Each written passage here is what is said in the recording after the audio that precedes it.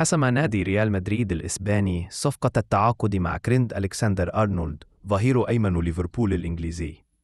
أكد فابريزيو رومانو خبير سوق الانتقالات في أوروبا أن أرنولد انضم لصفوف ريال مدريد وسيشارك مع الفريق في كأس العالم للأندية. وأضاف رومانو عبر حسابه الرسمي على منصة إكس: التعاقد مع أرنولد يمتد حتى صيف 2031 ويتضمن شرطا جزائيا ضخما قيمته مليار يورو.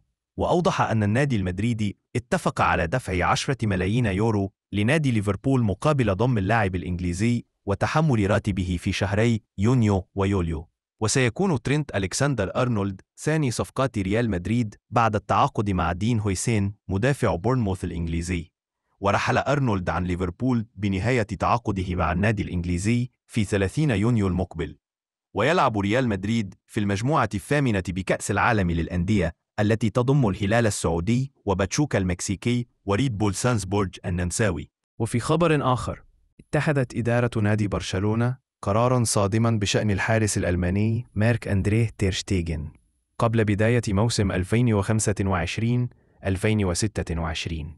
وشهدت الساعات الماضية مطالبات من بعض جماهير البارسا بالتخلص من تير شتيغن العائد مؤخراً من إصابة أبعدته طويلاً عن الملاعب.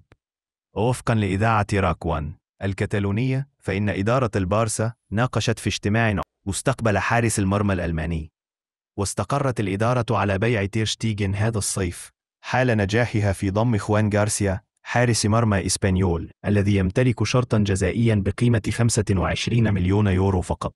وتقدم البارسا بعرض بالفعل لضم حارس إسبانيول، مما يفتح الباب لرحيل تير شتيغن بشكل مفاجئ، خاصة في ظل وجود البولندي فويتشيك تشيزني ونجاحه مع الفريق الكتالوني هذا الموسم.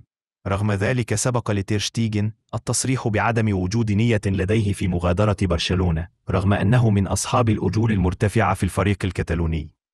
وفي خبر آخر، أفادت تقارير صحفية أن ريال مدريد يضع عينه على التعاقد مع نجم أرسنال مايلز لويس سكيلي في صفقة مفاجئة خلال الفترة المقبلة. وقدم لويس سكيلي البالغ من العمر 18 عاماً موسماً مميزاً مع الفريق الأول لأرسنال تحت قيادة المدرب ميكيل أرتيتا، حيث شارك في 39 مباراة وسجل هدفاً واحداً وصنع 3 آخرين، مما جعله أحد أبرز خريجي أكاديمية هيل إند في الموسم المنقضي. ورغم توقيعه على أول عقد احترافي له مع المدفعجية في أكتوبر 2023، إلا أن اللاعب قد يرحل عن أرسنال هذا الصيف، مما يعني إنهاء ارتباط دام أكثر من 10 سنوات مع النادي اللندني.